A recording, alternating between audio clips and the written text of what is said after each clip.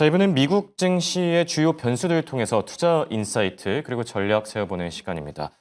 도움 말씀에 LS증권 투자전략팀 정다운 수석연구원 나와 계십니다. 안녕하십니까? 네, 안녕하십니까. 오늘은 또 어떤 내용들 준비해 주셨을까요? 네, 이번에도 좀 세 가지 주제를 가져와 봤는데 일단 네. 첫 번째로는 테슬라와 관련된 얘기를 좀 하려고 합니다. 테슬라 종목에 대한 부분도 있지만 그보다는 이러한 테슬라가 로보택시와 관련된 새로운 혁신을 좀 주도한다. 혹은 그러한 혁신이 나올 수 있도록 미국 정부가 제도적인 부분들을 좀 보여주고 있다라는 부분. 첫 네. 번째로 좀 얘기를 드리려고 하고 두 번째로는 BOJ 얘기를 드리려고 하는데 이제부터 다음 주부터 일본이라든지 미국이라든지 영국이라든지 이러한 기준금리를 결정하는 통화정책회의가 연달아 있을 예정입니다. 그렇죠. 그 시작이 이제 BOJ인데 BOJ의 통화정책에 있어서 주목해야 될 부분들 한번 살펴보려고 하고요. 마지막으로는 어제 장에서도 좀 얘기가 나오긴 했습니다만 미국과 중국 간의 관세에 대해서 어떻게 좀 평가를 하고 있는지까지 좀 체크를 해보려고 합니다. 좋습니다. 자, 그럼 테슬라에 대한 얘기부터 해볼까 하는데 사실 이 시간에 종목에 대한 얘기를 하는 건 오랜만인 것 같습니다. 테슬라는 어떤 이슈들 눈여겨보면 좋을까요? 네, 테슬라 주가 일단 먼저 짚어보면은, 네. 미국에서 이제 작년에 11월에 대통령 선거가 있으면서 그 이후에 트럼프가 당선이 되고, 그리고 테슬라는 그 수혜주로서 주가가 좀 급등하는 모습을 보였다가, 이러한 트럼프 트레이드가 저물어 가면서 테슬라 역시도 하락했었죠.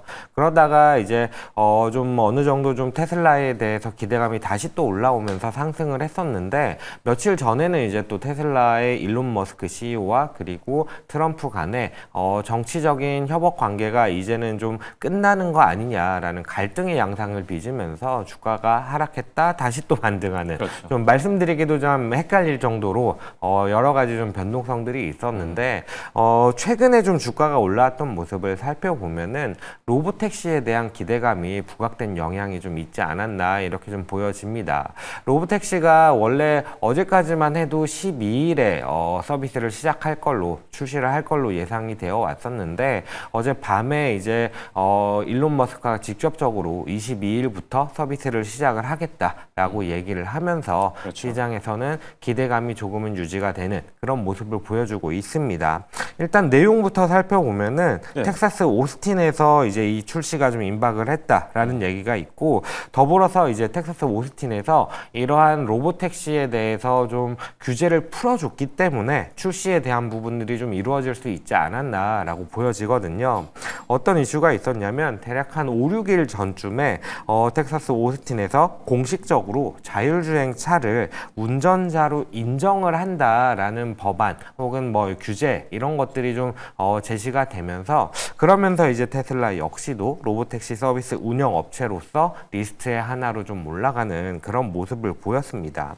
이런 부분들에 대해서 좀 주목을 하는 게 물론 테슬라 자체만으로도 긍정적인 이슈입니다. 근데 사실 기억하시겠지만은 트럼프 대통령이 이전부터 대통령 후보 시절부터 규제 완화에 대한 부분들을 상당히 좀 강조를 해왔어요. 그랬었죠. 네, 그러다 보니까 이런 규제 완화라는 부분이 사실 어떻게 성장성을 제고시킬 것인가에 대한 부분들은 다소 막연한 부분이 있기는 합니다. 다만 그럼에도 불구하고 이런 시장 경제, 자본주의 하에서는 혁신에 대한 부분들을 조금 더 제고할 수 있다라고 한다면은 생산성이 향상이 될 것이고 그랬을 경우에는 인플레이션 없는 성장이라는 부분들이 충분히 가능할 것이다라고 좀 보여지는 부분이거든요. 그러다 보니까 앞으로 또 어떤 규제 완화라는 부분들을 가지고 와서 성장성을 제고할 수 있을지를 좀 같이 체크해 봐야 된다라고 생각이 들고 이 성장성 제고 그리고 정책적으로 규제를 완화한다라는 부분이 사실 미국 경기가 지금 당장은 그리 좋지 않습니다. CPI 같은 경우는 좀 완화적으로 나오면서 우려를 좀 더는 모습이기는 했습니다만 그 네. 이외에 소비라든지 아니면 기업의 투자라든지 고용이라든지 이런 부분들에 대해서는 여전히 우려감이 남아 있고 경기가 작년보다는 둔화된 될 것이 거의 확실시되는 환경이다 보니까 아무래도 실물 경기에서 경기의 답을 찾기보다는 정책적인 모멘텀을 통해서 경기가 더 좋아진다든지 주가가 상승할 수 있는 요인들을 찾아보는 게 중요해지는 시장이기 때문에 이런 정책적인 부분을 좀 지속적으로 관찰을 해야 된다라는 관점에서 이렇게 좀 테슬라에 대한 얘기를 가져와 봤습니다. 네, 테슬라 관련 이슈들 점검해 봤고요. 두 번째 변수로 일본은행의 금융통화정책회의를 짚어주셨는데 여기서는 어떤 내용들을 살펴보면 좋을까요? 네, 일단 다음 주 월요일에 BOJ 금융정책위원회 회의가 예정이 되어 있습니다. 네. 시장의 주된 관심은 뭐냐라고 했을 때 일단은 금리 인상 여부가 가장 중요할 것이고 두 번째로는 국채 매입 계획 조정을 할 것이냐 혹은 말 것이냐 이런 부분들이 좀 주목을 받는 부분들이라고 보시면 될 것 같은데 왜 이렇게 일본의 통화정책회의에 관심이 쏠리느냐라고 했을 때 일단 첫 번째로는 최근에 일본 내 국채 금리가 상당히 많이 좀 올라섰습니다. 예. 그런 상황에서 일본 같은 경우는 아시겠지만은 장기간 동안 초저금리를 유지를 해왔고 더불어서 양적 완화도 강력하게 좀 시행을 하고 있는 그런 국가였는데 이제는 조금 정상화하는 구간, 금리를 올린다는 얘기죠. 이런 부분들을 진행을 하고 있기 때문에 또 주목을 받고 있고 주식을 좀 많이 투자를 하거나 하시는 분들은 아마 기억하실 게 작년 8월 초였을 텐데 그때 이제 엔캐리 트레이드 청산 이슈가 부각이 되면서 한국이라든지 뭐 일본이라든지 미국 시장까지도 급락하는 모습을 보여줬었거든요. 그러다 보니까 이렇게 좀 BOJ에 대한 관심이 좀 시장이 쏠리고 있다라고 보시면 좋을 것 같고 일단 최근에 금리가 왜 이렇게 급등을 했느냐라고 봤을 때에는 일본이 워낙 정부 부채가 높은 국가 중에 하나입니다. 어떤 나라들보다도 좀 높은 수준이고 GDP 대비해서 정부 부채가 한 230% 정도까지 올라서 있는 그런 국가이기 때문에 이렇게 좀 재정적으로 안 좋은 국가이다. 재정 건전성에 대해서 약간은 좀 우려가 있는 국가이다라는 관점에서 일단은 보시면 좋을 것 같고 더불어서 이제 일본에서 현금 지급이라든지 아니면은 소비세 인하라든지 이렇게 조금은 경기를 부양하기 위한 정책들을 얘기를 하고 있는 상황입니다. 그러다 보니까 앞으로 일본에서 이렇게 부채 비율이 높은 상황에서 국채 발행 물량이 더 늘어날 수 있다라는 우려가 심화되고 있는 그런 상황이거든요. 그러다 보니까 이제 앞으로 BOJ가 어떤 좀 방식을 취할 것이냐가 주목을 받는 거고 이렇게 좀 금리가 급등하다 보니까 일각에서는 이런 기대를 합니다. 원래 BOJ에서 국채 매입을 조금씩 조절해 나가는 게 2026년 3월까지 단기적으로 좀 이루어질 거다라고 얘기를 한 상태인데 이 부분에 있어서 매입을 줄여나가는 부분을 속도 조절을 하지 않겠냐라는 기대가 좀 일각에서 있는 상황인데 이 부분이 어떻게 좀 발표가 될지 함께 좀 보시면 좋을 것 같고 이렇게 좀 기대감이라든지 아니면 우려가 좀 공존하는 상황에서 저는 개인적으로 어떻게 보냐라고 했을 때 일본 역시도 약간은 유보적인 관점을 취하지 않을까라고 생각이 들거든요. 연준이라든지 ECB 같은 경우에서도 미리 좀 불확실성이 높은 상황이기 때문에 약간은 관망하겠다라는 스탠스를 보여주고 있는 상황인데 일본 역시도 아마 그런 관점에서 대응을 하지 않을까라고 생각을 하고 있어서 이번 BOJ 결과가 금융시장에 무언가 혼란을 가중시키는 그림은 아니지 않겠나라고 좀 조심스럽게 예상을 해보고 있습니다. 네. 일본은행의 통화정책회의는 다음 주 월요일에 예정돼 있죠. 화요일에는 결과가 나오는 점까지 참고하시면 좋을 것 같고요. 자, 그리고 세 번째 키워드는 무역 협상입니다. 트럼프가 강경할 수 있는 시간이 얼마 남지 않았다 이런 얘기들이 나오는데 이건 무슨 이야기죠? 네, 저는 트럼프 대통령에게 시간이 별로 없다. 2026년 11월에 중간 선거가 있고 중간 선거에서 이제 상원과 하원 모두 다수당 교체가 될 수 있는 위험이 있기 때문에 이 말은 결국 트럼프가 앞으로 정책적인 이런 신념들을 지켜나가기 위해서는 정치적인 동력을 이끌어 나가야 되는데 이 부분이 훼손이 될 수 수 있기 때문에 트럼프에게는 가장 좀 중요한 이벤트가 될 예. 것이고 만약 이런 관점에서 바라봤을 때 올해 하반기에 경기에 어떤 쇼크가 발생한다거나 한다면은 앞으로 26년 11월까지 중간 선거를 앞두고 경기가 과연 좋아질 것이냐에 대한 부분에 그렇죠. 대해서 시장은 언제나 좀 테스트를 할 것이고 그렇다라고 한다면은 트럼프에 대한 지지율 내지는 공화당에 대한 지지율 역시도 약간은 좀 부정적일 수 있다라는 관점에서 트럼프에게 시간이 얼마 없다라고 저희는 좀 평가를 하고 있는데 네.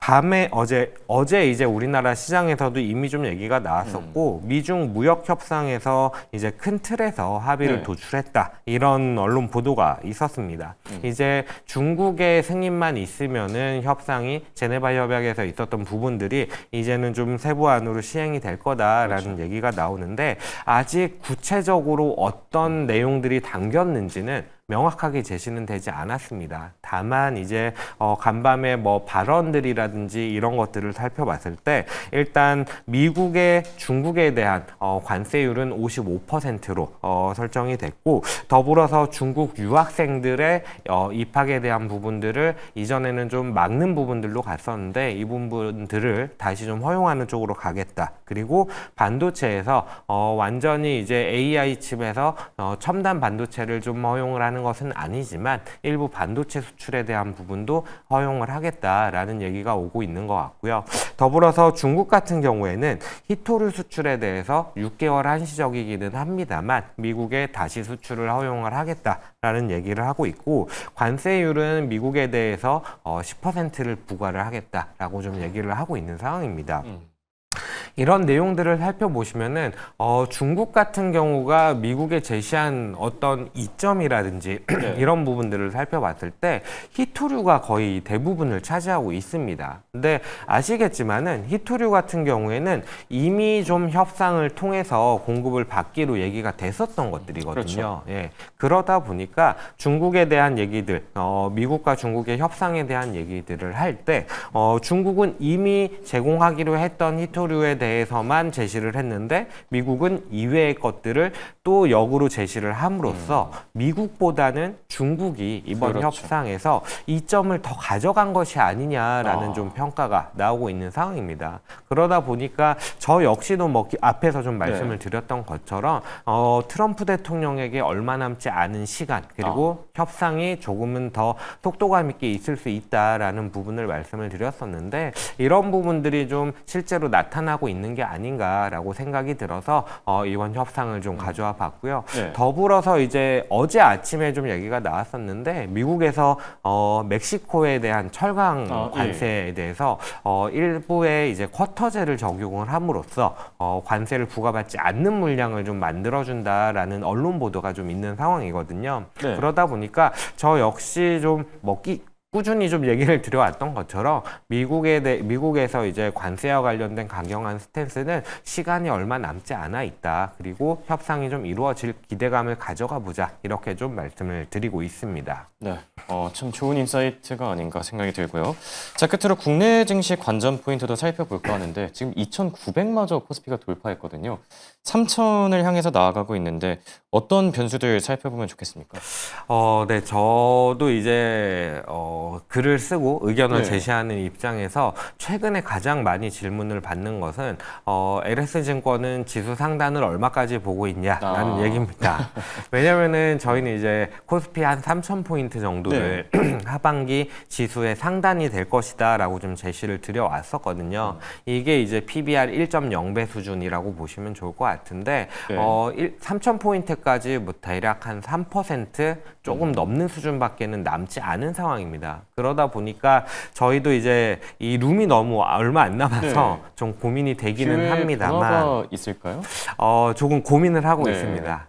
단기적으로는 이제 이번 주 오늘이죠. 오늘 네. 이제 선물 옵션 만기가 예정이 되어 있기 그렇죠. 때문에 이 날짜를 기점으로 해서 향후에 수급상에 어떤 변화가 있을 것이냐라는 부분들을 좀 중점적으로 체크를 할 생각이고 네. 일단 기본적으로는 PBR이 우리나라 시장이 1.0배를 넘어서는 수준까지 간다라는 얘기를 하려면은 과거에는 이익단이라든지 뭐 경기단이 좋아지는 모습을 보여야만 가능했던 건데 지금은 그게 없이 가능해져야 된다라는 얘기거든요. 그렇죠. 그러다 보니까 과거와 지금이 완전히 달라진다라는 얘기를 할 수 있어야 된다라고 생각이 드는데 저는 조금은 빠르지 않나라고 생각을 하고 있어서 일단 단기적으로는 이제 수급 데이터를 보려고 하는 것이고 이렇게 좀 지수가 급등하는 과정에서 나타났던 부분들을 보시면은 일단 외국인들이 공격적으로 순매수를 했고 국내 네. 기관에서는 금융투자가 또 순매수를 이어가는 모습을 보였습니다. 근데